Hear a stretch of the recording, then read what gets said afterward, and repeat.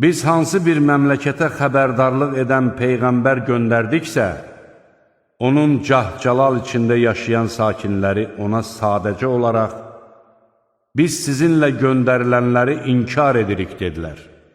Onlar, bizim mal-dövlətimiz də, övladlarımız da daha çoxdur və bizə əzab verilməyəcəkdir, dedilər. De ki, həqiqətən Rəbbim istədiyinin ruzisini bol edər, istədiyininkini də azaldar. Lakin insanların çoxu bunu bilmir. Sizi bizə yaxınlaşdıra biləcək nə var dövlətiniz, nə də oğul uşağınızdır. Ancaq iman gətirib yaxşı işlər görənlər istisnadır.